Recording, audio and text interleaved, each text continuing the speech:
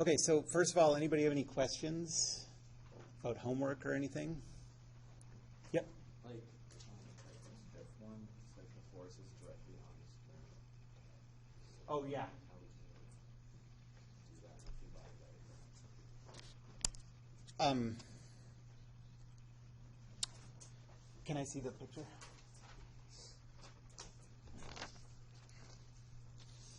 Okay, so on number 5, you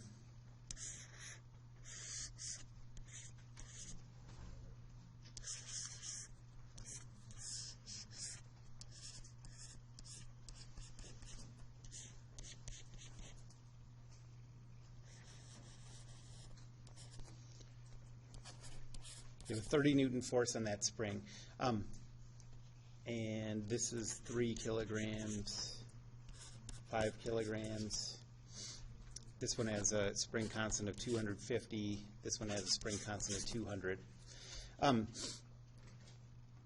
So if you know that there's a 30 Newton force on the spring, then you can, then you know that it's also applying.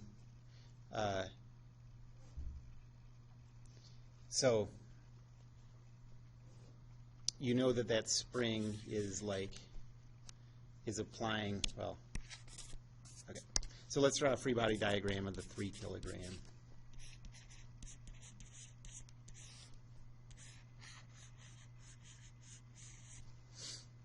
So it has a force of 30 newtons. I guess that's what you're asking. Then it has the weight, 4.3. The normal force on 3, and then this spring constant is equal to 200 times, the change in length.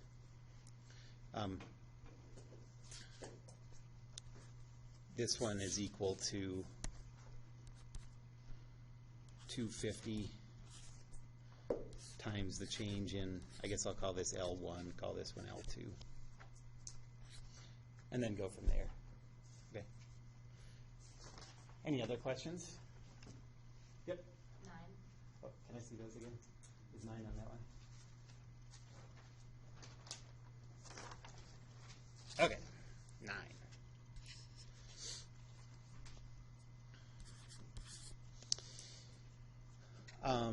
What are the angles? 20 degrees and 30 degrees.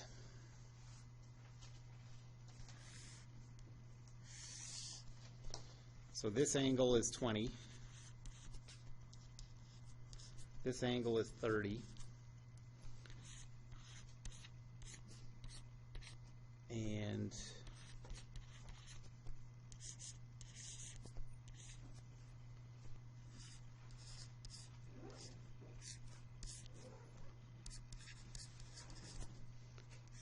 that's what the system looks like. You're trying to figure out accelerations and forces. Okay, so let's do a free body diagram of the 10. And over on this one, I'm going to use a coordinate system rotated this way. Maybe this is kind of the biggest key to this problem. And on this one, I'm going to use a different coordinate system oriented that way. Okay. So on the 10,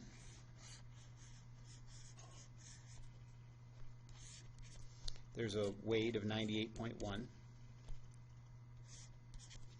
There's a normal force N10. And then there's a tension force T.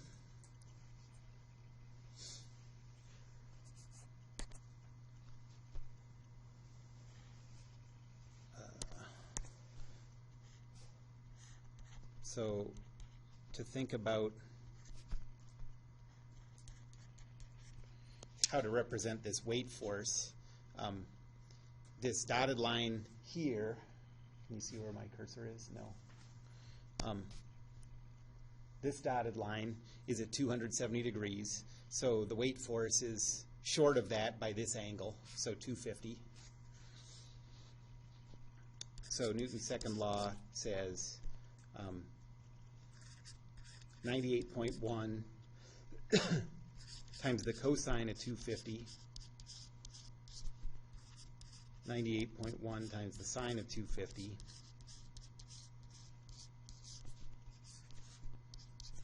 plus T0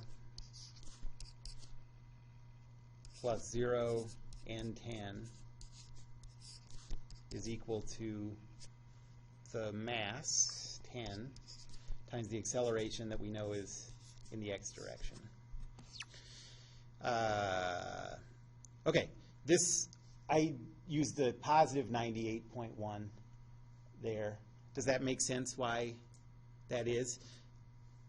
So you look at this and you think like, well, both of those two components are going to be negative, and so a lot of people, based on that, mistakenly put the negative sign in front of these. But that's what cosine and sine do if you use this full angle like this. Cosine and sine of 250 are both negative, so it does the signs for you. So you put in that weight as a positive value and just let the unit vector give you the signs. Okay. Okay, so what do you get out of this? The normal forces don't help, but you do get that.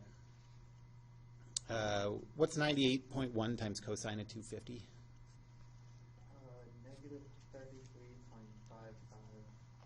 Negative 33.55. Negative 33.55. So I'm going to write this as T minus 10A is equal to positive 33.55.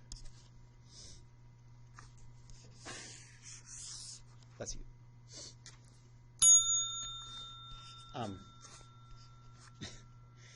Okay, that's not funny anymore. And then free body diagram for the 12 kilogram.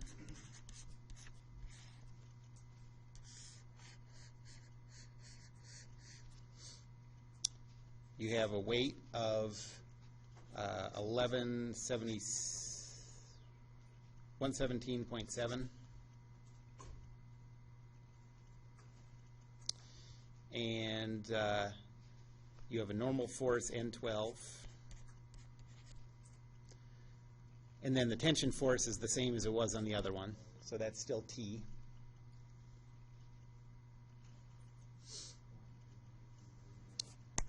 This time, our coordinate system is like this. And that angle is 30 degrees. This angle was 20 degrees.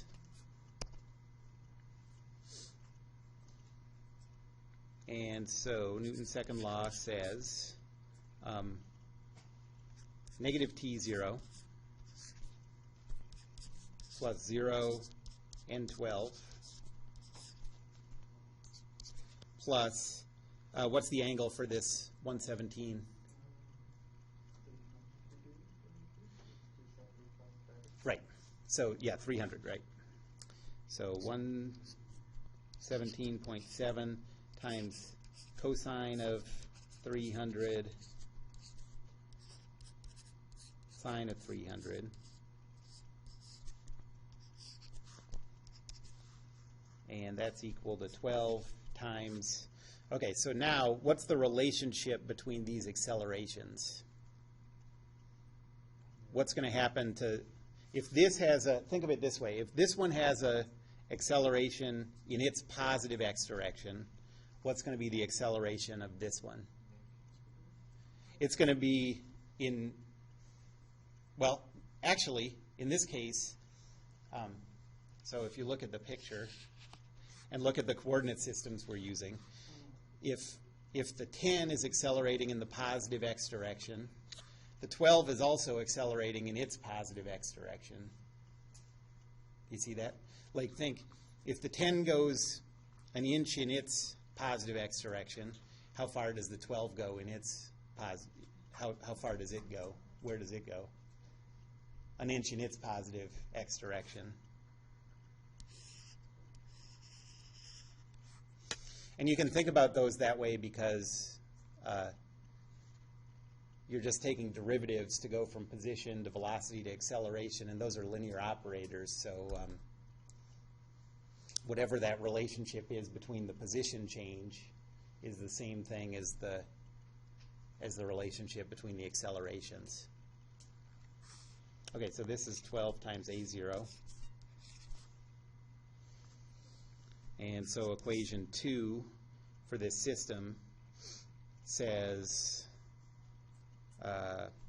negative t minus 12a is equal to, what's this, 117.7 times cosine of 300. That's half of 117.7, right? Okay, so 58, oh yeah, 0.86, and I moved it to the other side, so that's negative now. What? Yeah, but I rounded this off, so I don't know. It's equal to, this is 12 times 9.81, so this is 6 times 9.81. Anyways. So then add those two up to solve this system, and you get that negative 22a is equal to, what's 33.55 minus 58.86?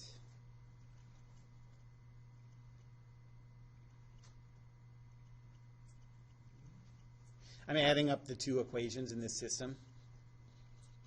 So just add up positive 33.55 and negative 58.86.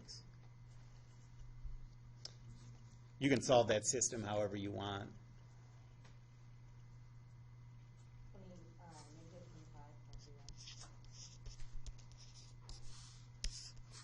Okay, so A is equal to 25.31 divided by 22. 1.15. Okay. And then it asks, the question asks for all these things as vectors. So what's the acceleration of the vector of the left cart in its coordinate system? This is its acceleration vector. The acceleration, just plug in the value A. In the coordinate system for the 12 kilogram, this is the acceleration vector.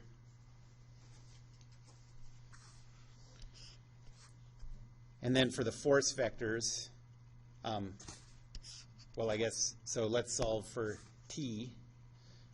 So how would you solve for T once you get A? Yeah, plug it into whichever one's easier. Any equations we have up here are true, so you can use any of them that help. Let's do it for this one. So T is equal to 33.55 plus 11.5. So that's, I should be able to do that. 45.05. 40, right? Okay, so T is equal to 45.05 newtons. Then for the force vector on the 10 kilogram cart, that's the force applied by the cable. Just plug in T. And for the right cart, that's the force applied by the cable. Any questions about that one?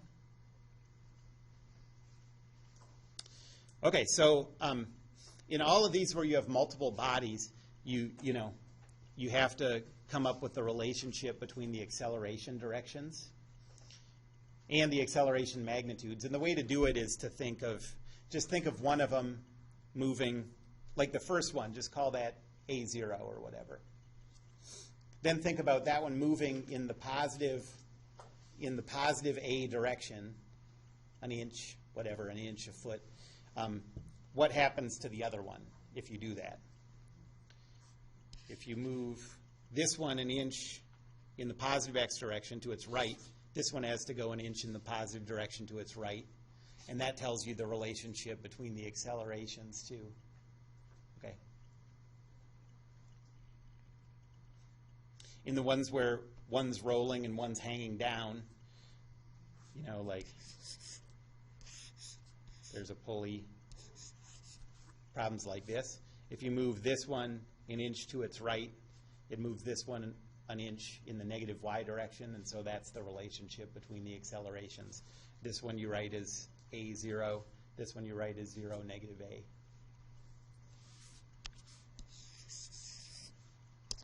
Any other questions? Thanks.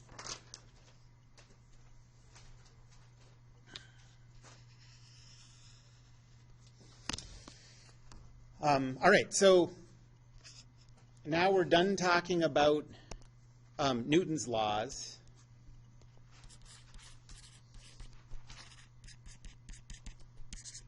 For now, although they're going to keep coming up.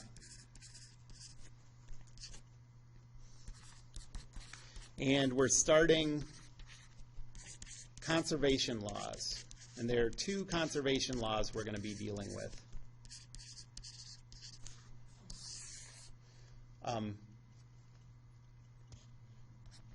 The first one that's going to matter to us is conservation of linear momentum.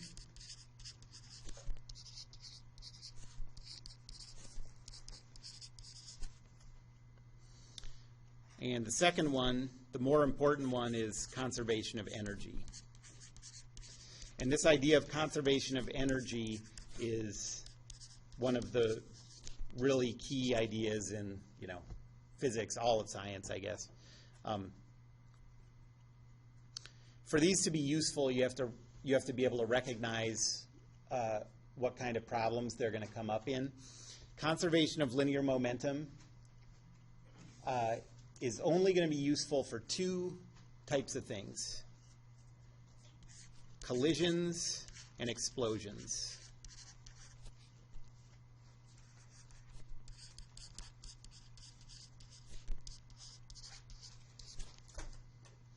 Conservation of energy is going to be useful for finding relationships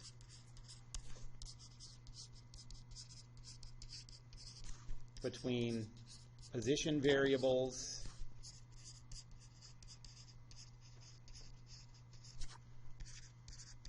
and velocity variables.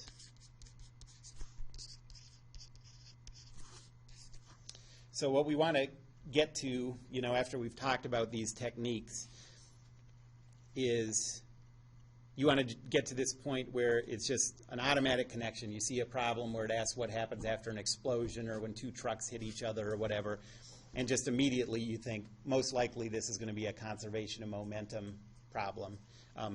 Conservation of energy, the same thing. Like it asks you, a skier skis down a hill 50 meters. At the bottom, the speed is equal to, 30 miles an hour. What was the speed at the top of the hill or whatever?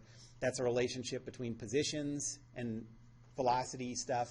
And so it might not always be the case that it's the easiest way, but that's the first thing you should think of. Okay?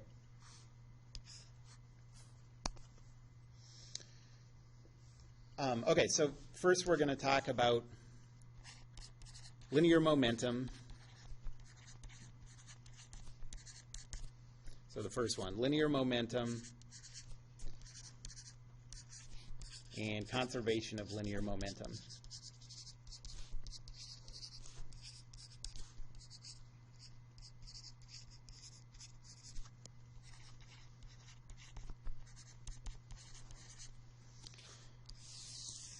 All of the things in this section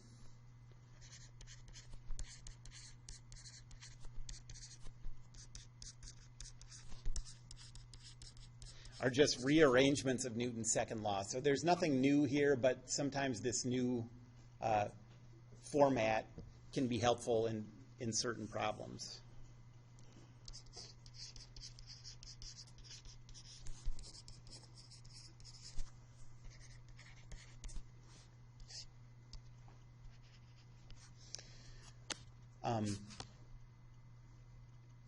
Okay, so the linear momentum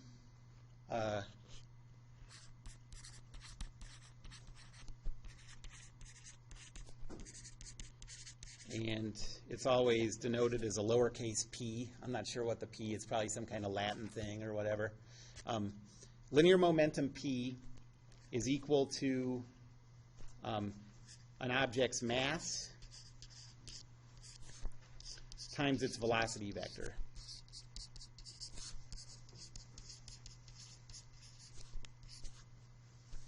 Okay, so P is equal to mv.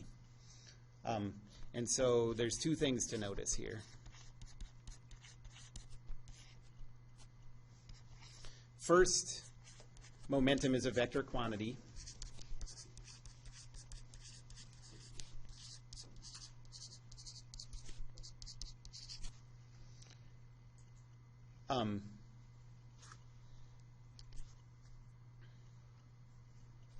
And second, the direction of P is the same as the direction of an object's velocity.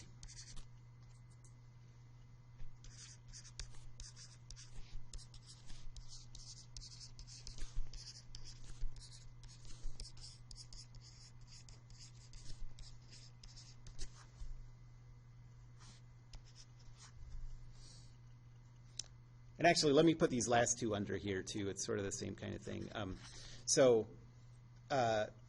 There's two ways you can have big momentums, big mass or big velocity, right?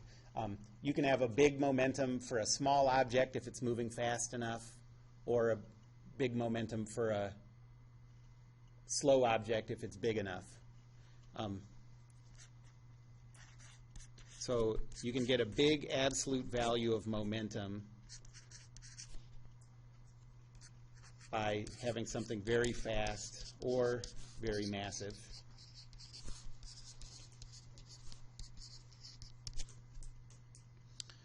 And intuitively, what does momentum mean? You can think of it as like the absolute value of linear momentum measures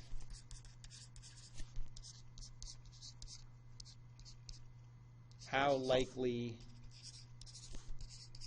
an object is to knock you on your butt if it runs into you.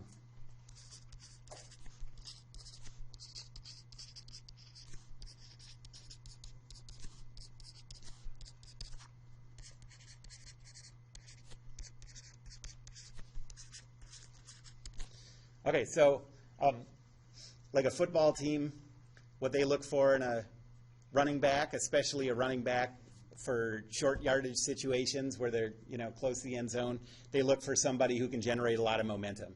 They just want somebody who's going to be big, gets up to speed, and then they're hard to tackle. Okay.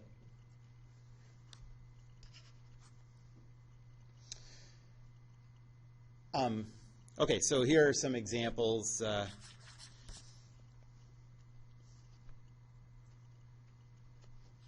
So if you have an object that's 0.1 kilograms and moving with a velocity of 50 in meters per second, you get a linear momentum of 5 0. And what do you get for units?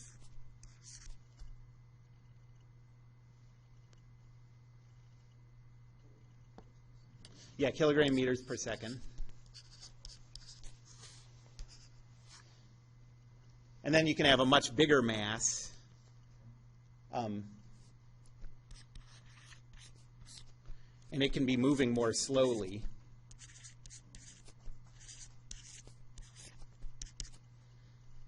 But it'll still have a bigger momentum. So off the top of your head, you might, without this calculation, you might, like someone gives you an option, like I'm going to hit you. Do you want me to hit you with a 0.1 kilogram thing going 50 meters per second, or a 10 kilogram thing going 40 meters per second? Off the top of your head, it might not be totally obvious. You might try to argue that you shouldn't be hit by this thing at all. That's not very nice. But by doing the numbers, you can say, like, okay, well, there's no comparison. I definitely want you to hit me with the thing that's 0.1 kilograms going 50 meters per second. Okay? Please hit me right now with it. Okay?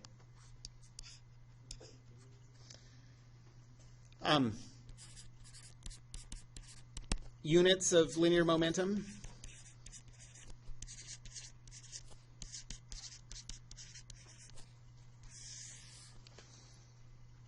Are always mass times length over time. And so in SI units, that's kilograms meters per second. Oh, and I'm saying linear momentum to distinguish between what we're learning right now and angular momentum, which is something that, if we have time, we'll get to right at the end. But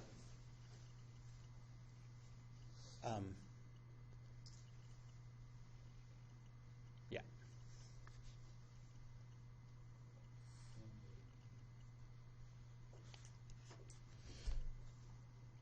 Okay, so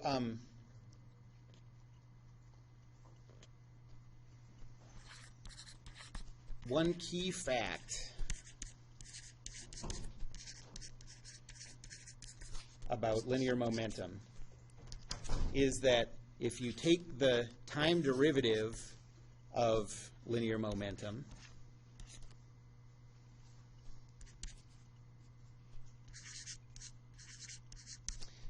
that's the time derivative of mv,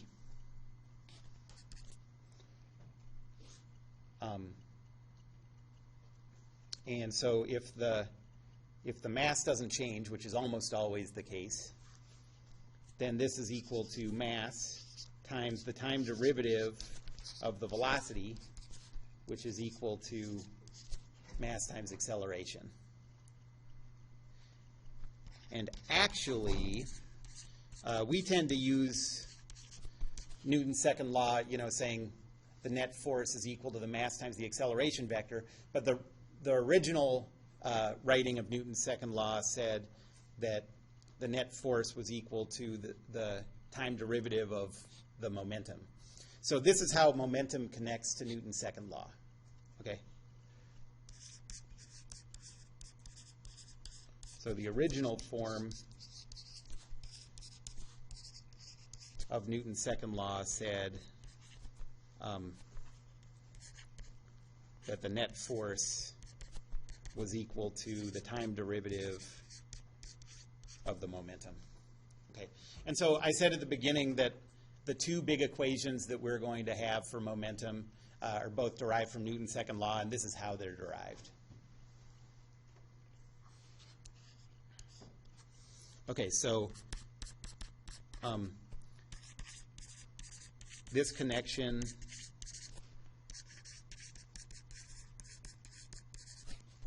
between momentum and Newton's second law gives two equations, the two equations in this section. The first one is called the impulse momentum equation.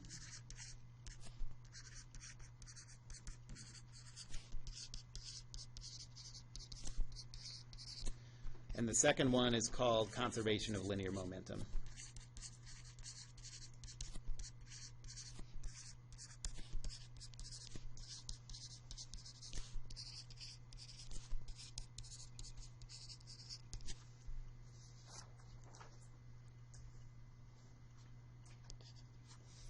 Okay, so I'm going to first talk about impulse momentum.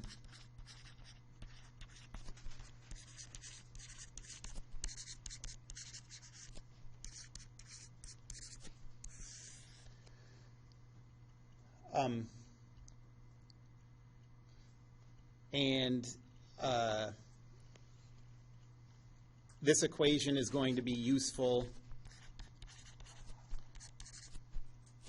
in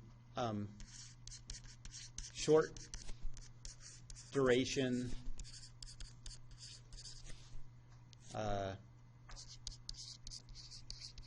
forces as occur in impact.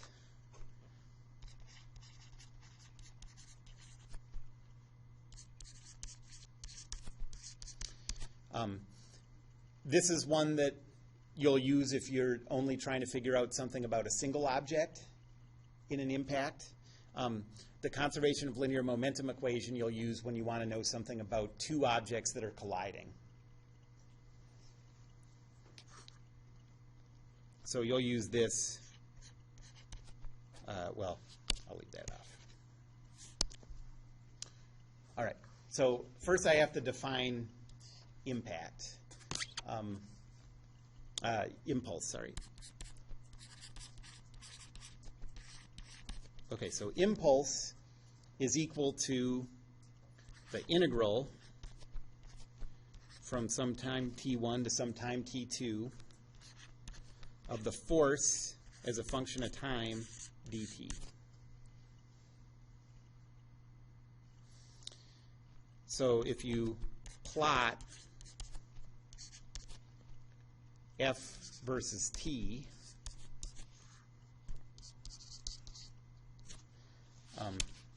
and in that case, that would be like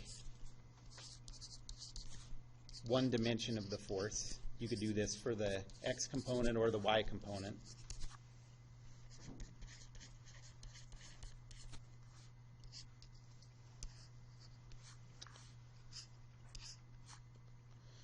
Then the impulse is the area under the curve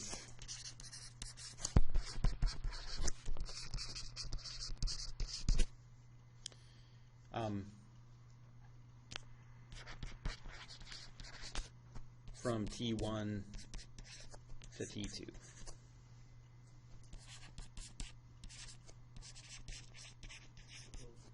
Yeah.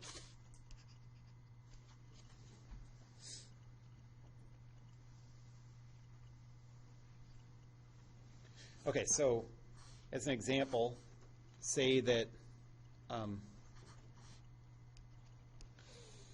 we plot the x component of the force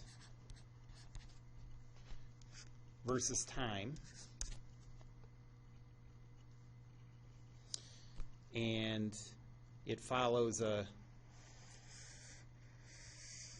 cosine pattern like this. So this would be at pi over 2. This would be 0.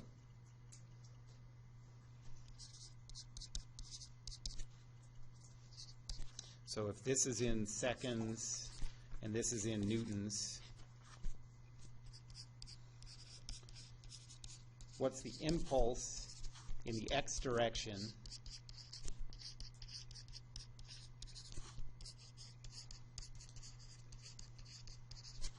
between time equals 0 and time equals pi? Okay, calculate that.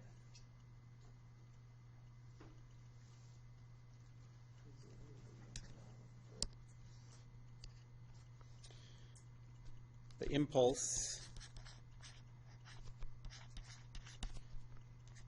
in the x direction is equal to the integral from 0 to pi over 2 of cosine of t dt. So that is sine of t evaluated from 0 to pi over 2. What? You wrote pi over 2, but you said from 0 to... Oh, sorry, I meant pi over 2. Anyway, sorry about that. You do it the same way. So what we're trying to figure out is the area under this part of the curve. And you do it by integrating it. And so that's just equal to 1. And then this is physics, so what are the units? The units are newtons times seconds.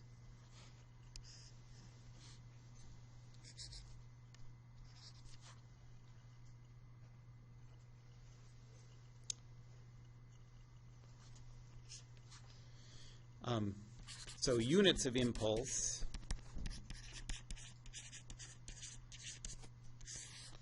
are equal to force times time, but watch this. Units of force are equal to, watch this. This is amazing. Units of force are mass times meters per second squared, length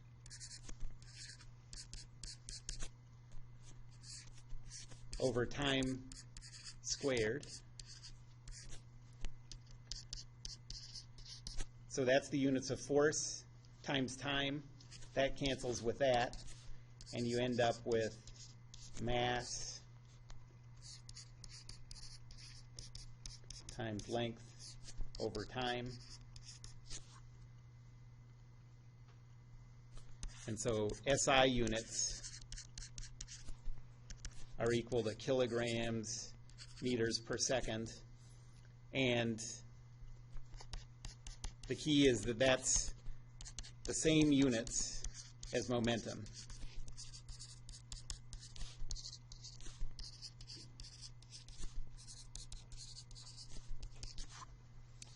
So that suggests that there's a relationship between those things, possibly. And there is, if you go from Newton's second law.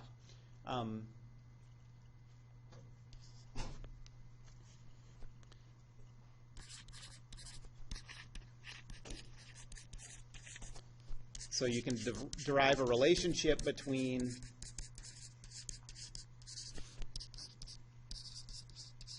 impulse and momentum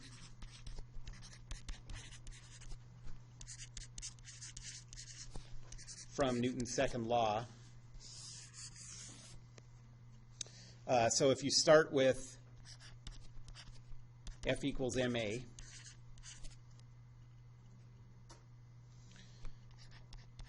ma, like I said before, was equal to the time derivative of the momentum. And now if you integrate both of these with respect to time from time t1 to t2, you get the integral of f with respect to time from t1 to t2 is equal to p at t2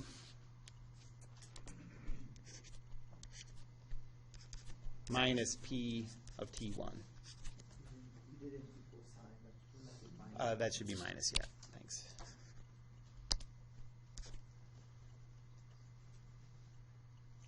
Okay, so that is the impulse momentum equation.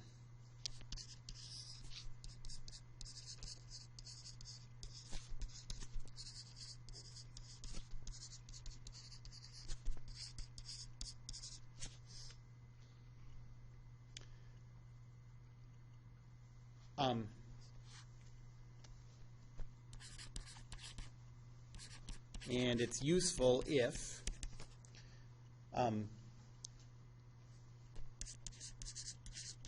you know pre-impact and post-impact velocities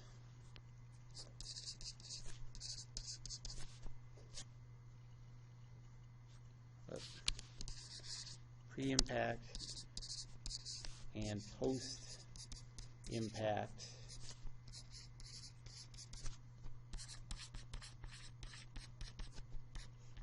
velocities and want to know the average force during the impact.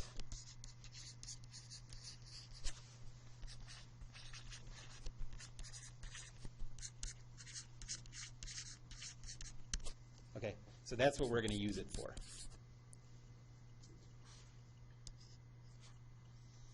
All right, so here's an example.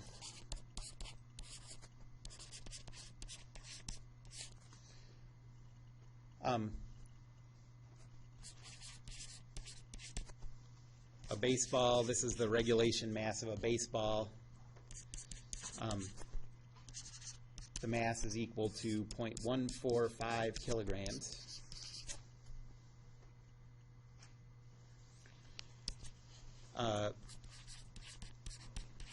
So at the instant before the baseball hits the bat, the baseball has a velocity vector that's equal to negative 39.85, negative 3.49 meters per second.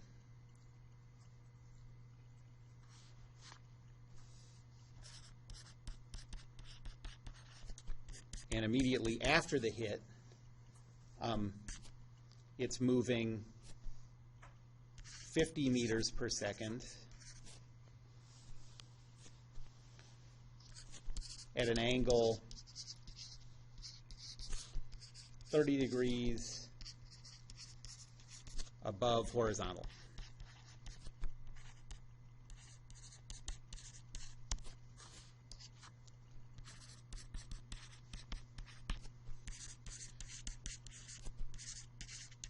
What's the average force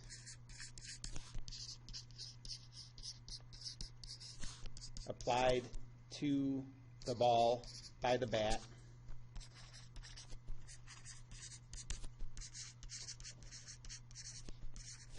during impact? Oh, and I need to give you the amount of time that the impact takes. So let's say that it's 8 milliseconds.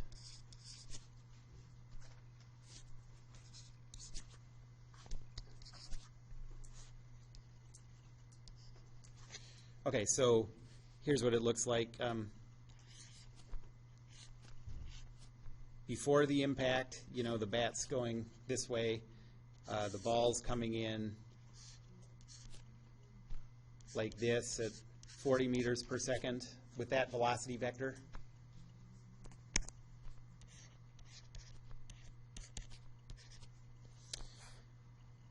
And then after the impact,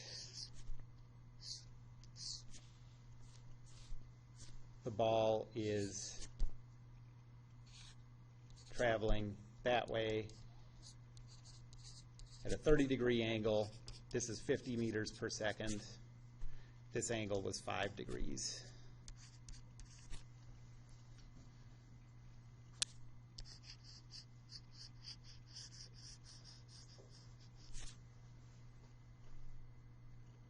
Okay.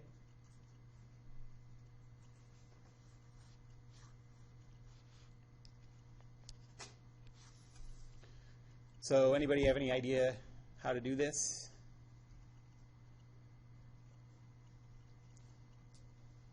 Yep. Can you just do like the velocity of the second one minus the first one and then multiply that all by the mass?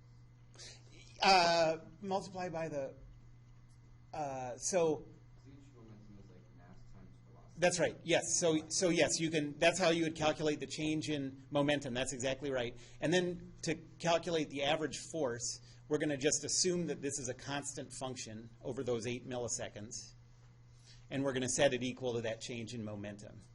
Okay. So we're going to assume that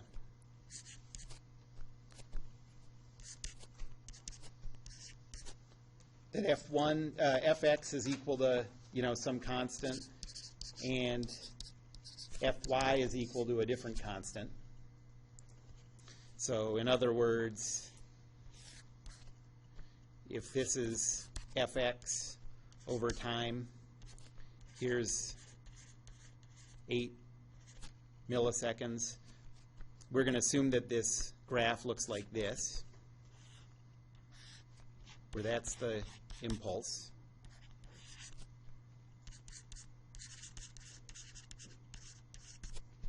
The x component. And then same thing with y, just a different constant.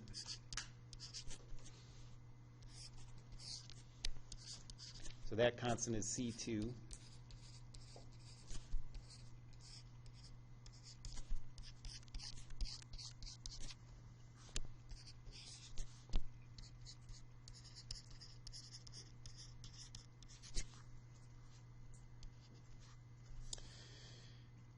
Okay, so then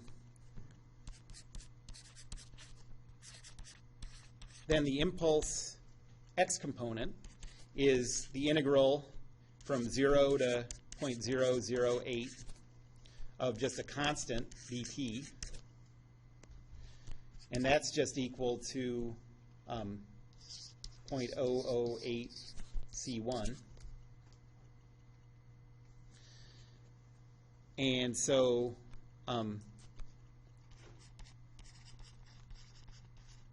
the impulse momentum equation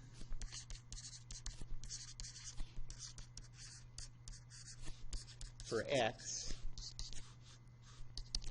says 0.008 c1 is equal to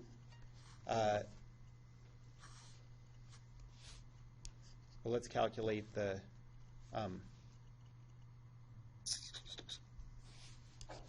sorry, let me put this aside for a second. Let's calculate the momentum first.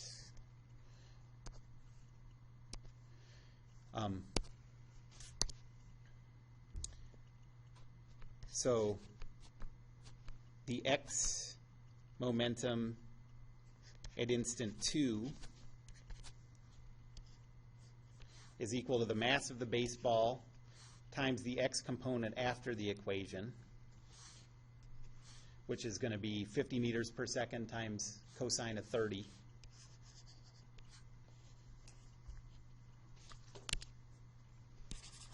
Let's just do this as a vector.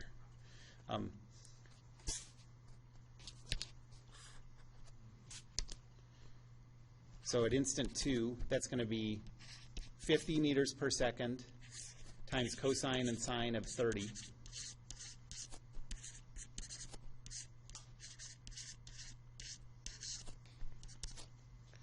Which is 43.3 and 0.25, 25, I mean.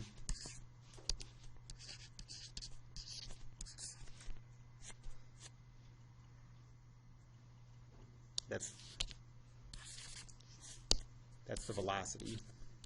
And so the momentum then is that velocity, this is meters per second, that velocity vector times the mass.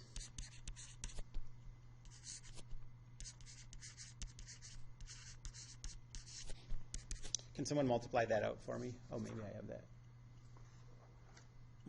No.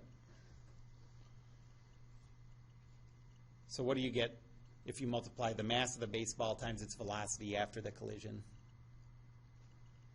Got 6.2785 and 3.635. 278, oh yes. Okay, 625. And what are the units of that? Yep. So that's at instant 2. At instant 1, we already have the velocity vector. We just need to multiply it by the mass. So the velocity vector was negative 39.85, negative 3.49. What do you get for those?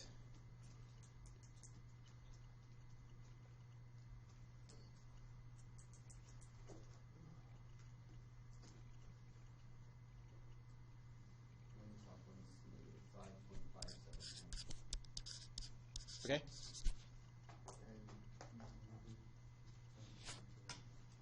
Negative 0.506 for the bottom. 0.506? 506.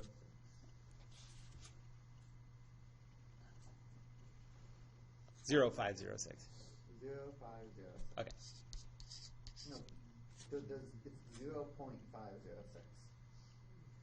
That's what I did. 0.506. Oh, 0.5. Too many zeros.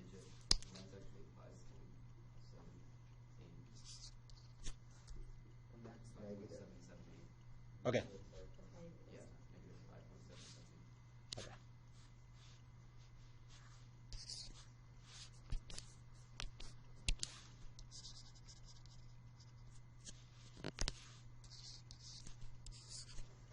Okay, and that's kilograms meters per second.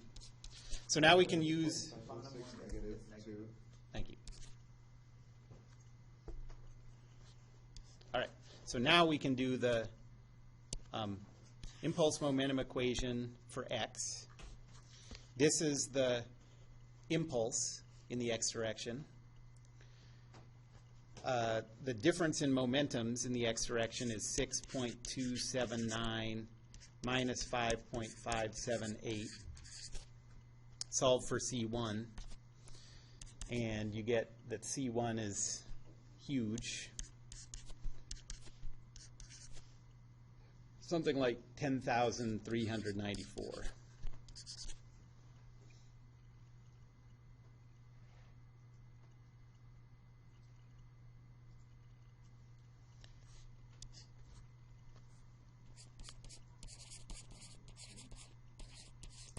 And then the impulse in the y direction is equal to the integral from 0 to 0.008 times C2 dt. So that's 0.008 C2.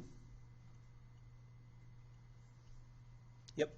How did you get a really high number? I only got like 87.625. I might have typed something in wrong, but you scroll up a little bit. Oh, I think, okay, what did you get? I got like 87.625. I see why mine's wrong. I'm sorry. I did my calculation there with the velocities and not with the momentums. Okay, so yeah, a couple other people calculate this until we have matching answers. That's 0.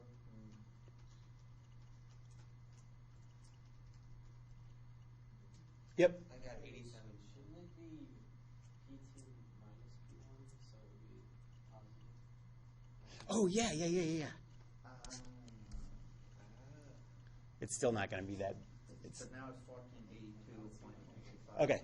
So now it's not as big as the one I did. No, this is more like it. Okay, so 482.125. 1, 2, 5. Okay. Okay, so big. Not as big as before. Because I forgot to multiply by the masses in my momentums.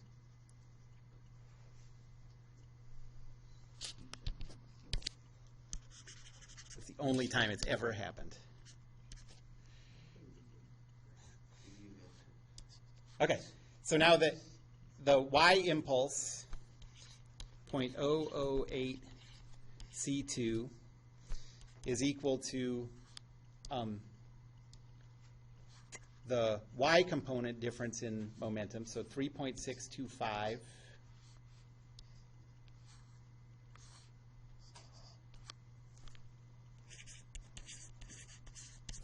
minus negative 0.506, is that what it was? Yeah. And so C2, which is equal to our Fy, is equal to what?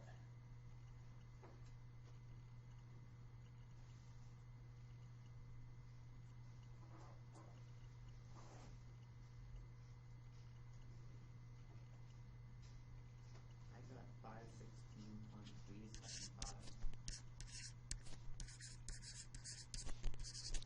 Okay, so the total force vector is equal to 1482.125, 516.375. That's the average force that's applied over those 8 milliseconds to get that change in momentums for that baseball. Wait, what is C2 and C1? Those are just how I defined, I just defined these forces as constants. Since we're trying to find the average force, I just assumed that the x component was a constant. I called it C1. You could just leave it as Fx. It's just supposed to be a reminder that those are constants. Obviously there's no guarantee that that's really what the force looks like. It's probably small at the beginning, big in the middle, small again at the end. But we don't know what the form is, so we're just going to calculate the average by assuming it's constant. Yep. If you were to like take the, I'm not sure if this is how it would work. And if you take it back with the exact same swinging force, and you're swinging at like a tree or something, would the force exerted on the tree over 8 milliseconds be the same as this? Because the ball's moving with it, would it? Tell me that again. I didn't follow. The force that the baseball bat is exerting on the baseball. Yeah. Is that different than if you were to just take the baseball and swing it at like a tree or something? Yeah. Okay. Because the baseball accelerates a ton, and since that acceleration, maybe you can picture this, since that acceleration is in the same direction as the force, it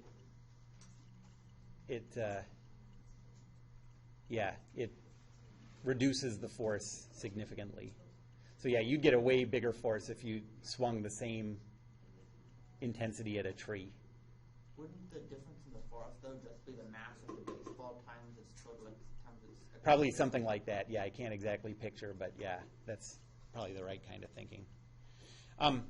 Okay, I did one thing here that, like I glossed over something here. Can anyone think of what did I leave out of this calculation?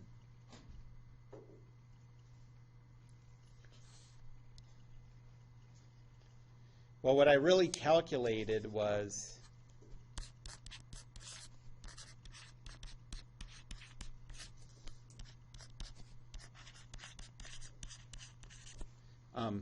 I really did this calculation for F net.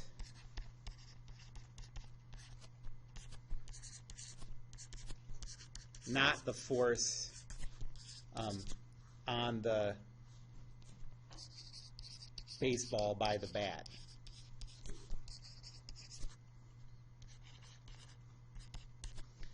Because in deriving this equation,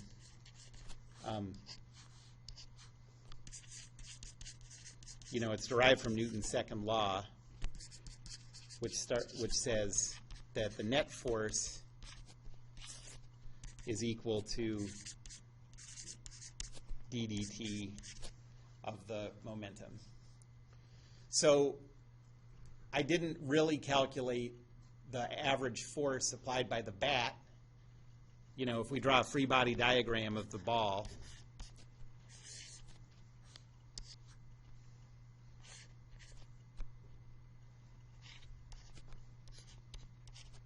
I really calculated the sum of the force applied by the bat and mg.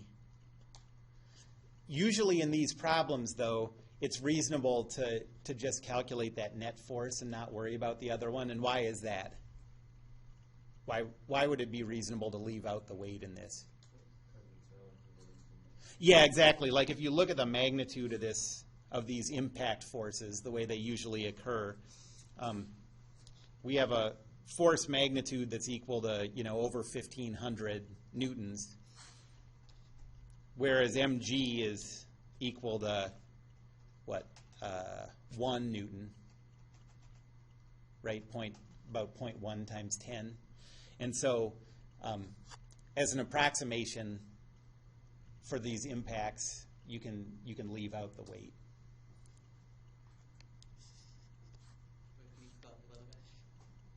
Yeah, to where?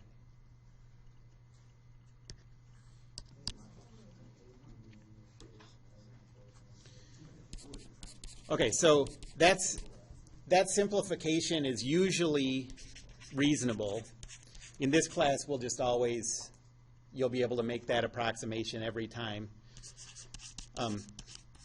Because like Grady said, the weight force is usually very, very small compared to the impact force.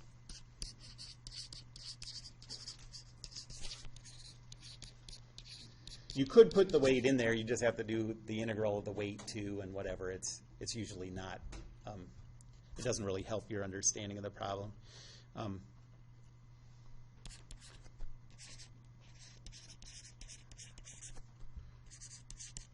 So the weight is usually negligible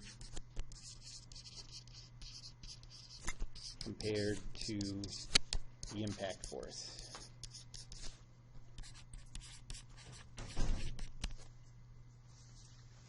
Okay, here's one for you to work on.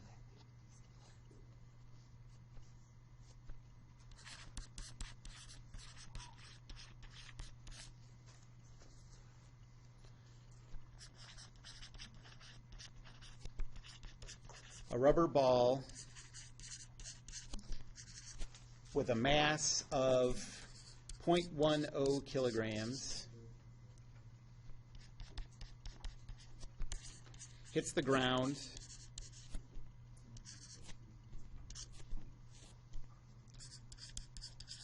with the velocity 4, -8.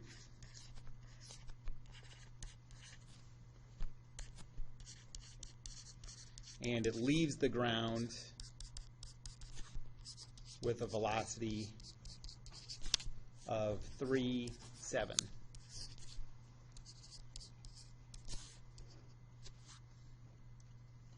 So first,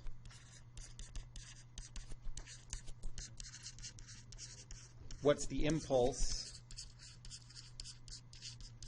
applied to the ball? And second,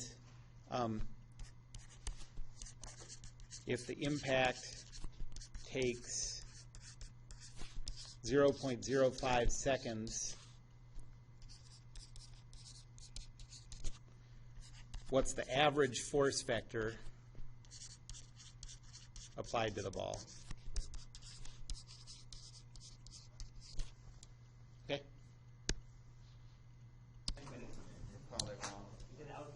Okay, so for part A, you don't need to know the duration because the impulse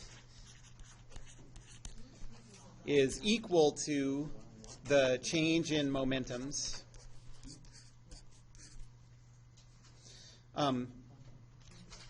P2 is equal to, what was the mass, 0.1 times the velocity vector. And so you get 0.3, 0.7. P1 is equal to the mass times the velocity vector before the collision. So 4, -8. And so that's 0.4, -0.8. And so the impulse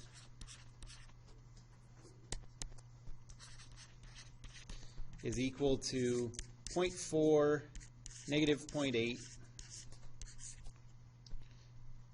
minus 0.3, 0.7, and you get 0.1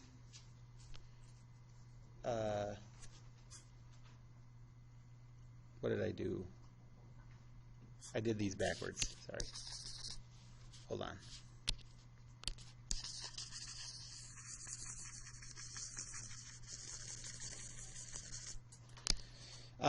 Okay, so it's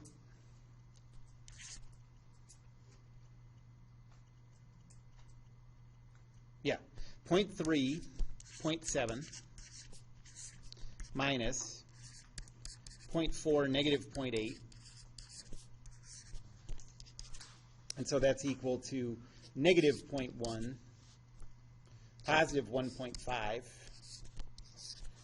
and the units are kilogram meters per second. Okay. Anyone have any questions about that part?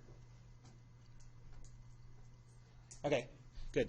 And then for part 2, we're going to assume that the force is constant. So the x impulse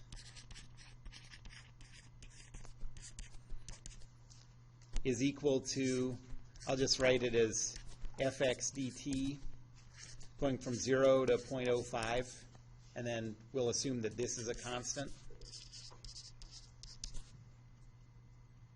So you can pull the constant out of the integral, and you just get that this is 0.05 Fx.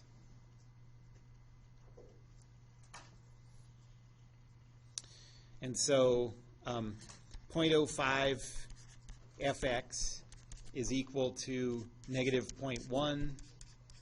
So Fx is equal to,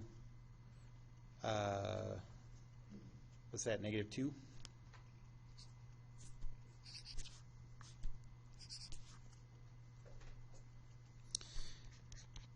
And then the impulse y component is equal to, this looks the same, so you just get 0.05 Fy, where Fy is a constant.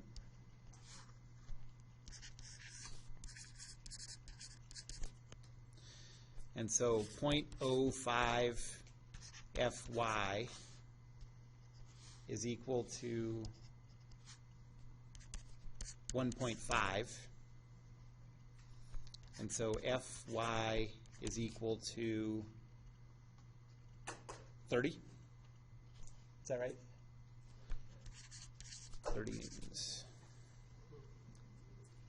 So these together tell you that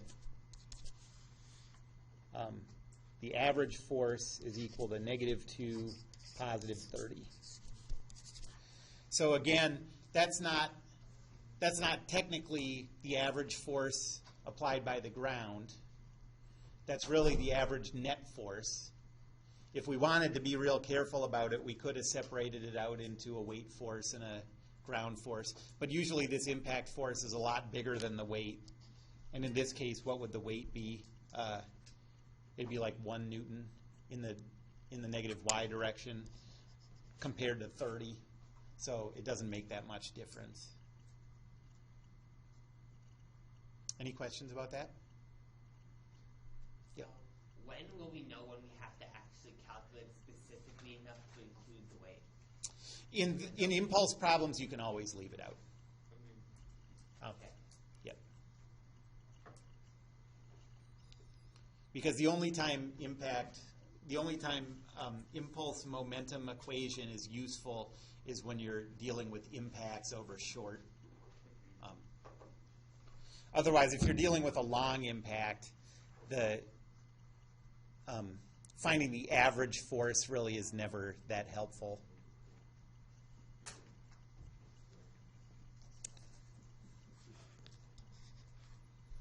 Okay. So the next thing we're going to talk about, we don't have much time to go into this today, but we're going to talk about conservation of linear momentum. That's the other useful equation from this section.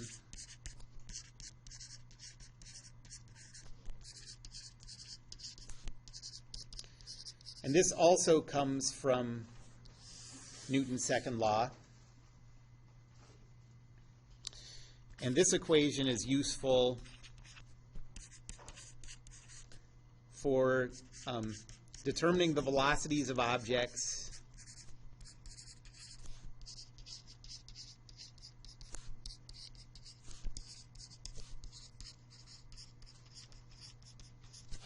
before or after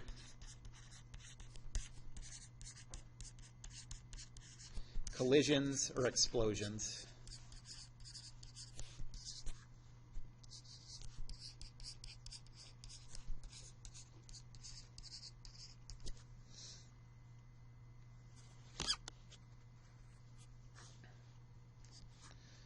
And here's what conservation of linear momentum says. If no external forces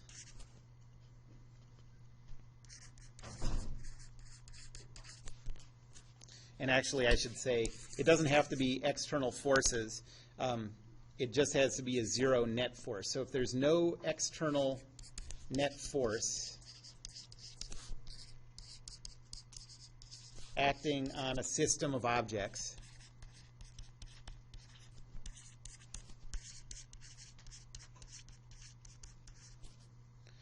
then add up the momentums of the objects before the collision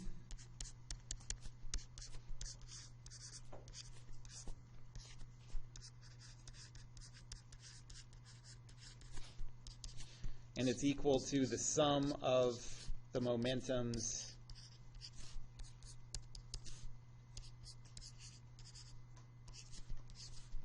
after the collision or explosion.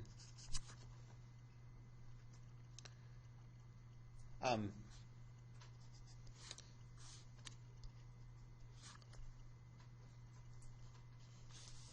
go up a little bit. Yeah. I think last one is some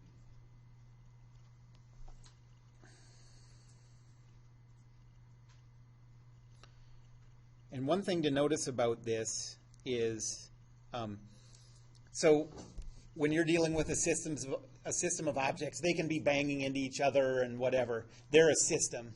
You're isolating those all together. There can't be any net external force acting on them. But this is also true along any axis where there's no net external force. So even if, for example, if you have a bunch of objects that are banging into each other while they fall, then conservation of linear momentum doesn't hold vertically because there's a net weight force acting on them, and that's external. But conservation of linear momentum does hold horizontally because there's no net force horizontally.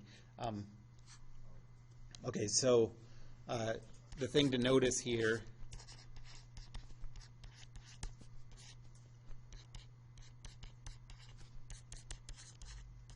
is that this holds along any axis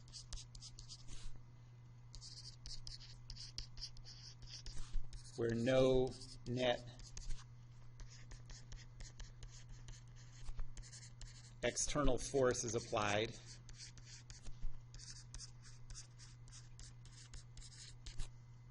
Even if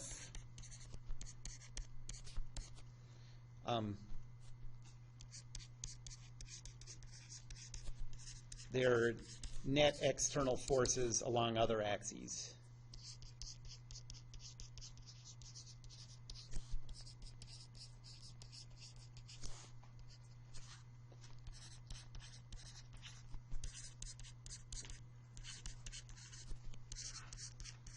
And so because of this, so therefore,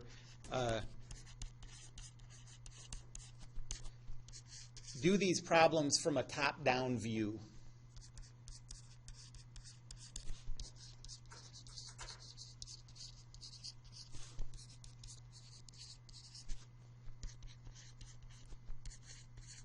Like a bird's eye view.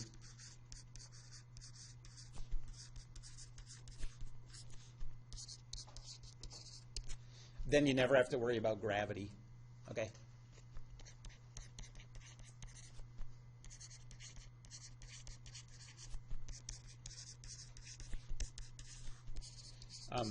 Because your x and y axes are then going to be horizontal, and gravity doesn't act along those axes.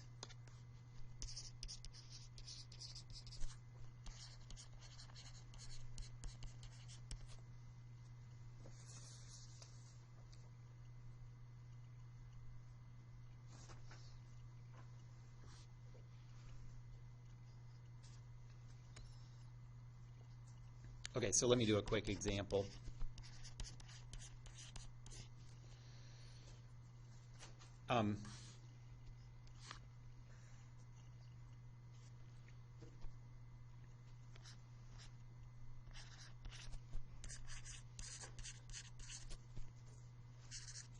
So let's say we have two balls with masses of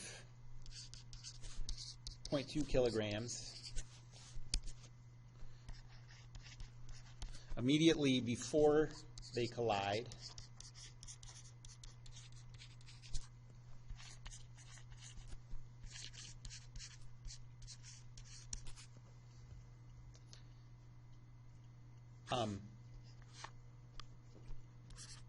the velocity of one ball is equal to 0, 1. And the velocity of the second ball is equal to 2, 0.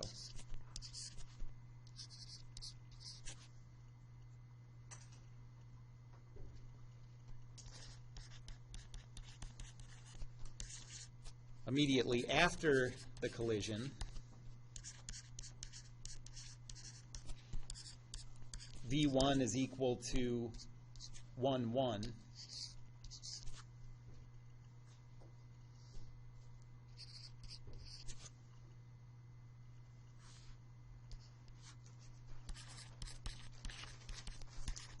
What's the velocity of ball 2?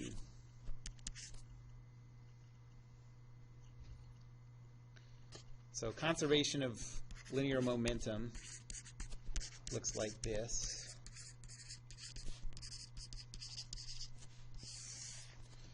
We have a mass of 0.2 times the velocity of the first ball before the collision, plus the mass of the second ball times its velocity before the collision.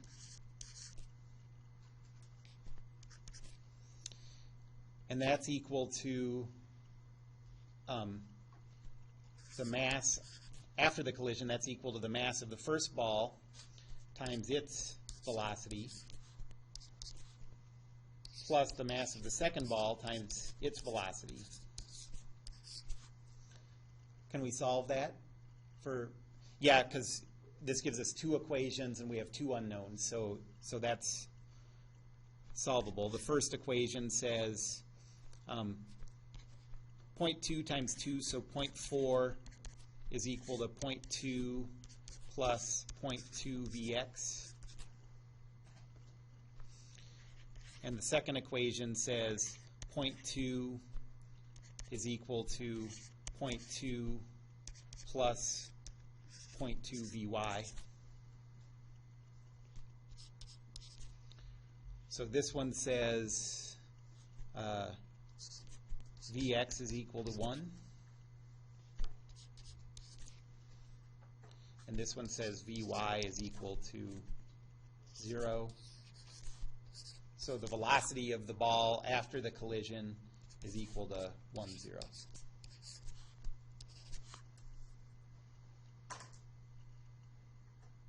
Okay? Any questions about that? Okay, so one question that comes up is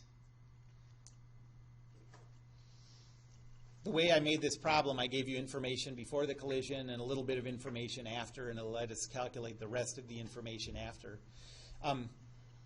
What if I had just given all the velocities before the collision? Is that enough to know what's going to happen after the collision?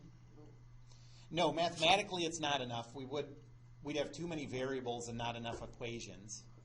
Physically, it should also make sense because you don't know what's going to happen after a collision until you know something about the objects that are colliding, and the math just isn't enough. Like if you imagine, so what happens if you take two billiard balls and roll them at each other?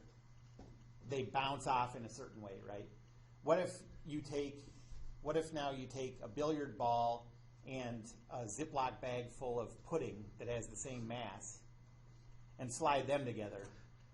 They're going to behave totally differently after the collision, right? Yeah. And so you need to know something about the materials in order to go from just previous information to knowing everything that's going to happen after. And so that's some of what we'll spend our time on the next class, is talking about how to differentiate between different types of collisions, billiard ball collisions versus pudding bag collisions. Okay? Pudding bags are important in physics and in dessert. Okay, any questions about that? All right, that's it. So I actually have Yeah. one question. So, for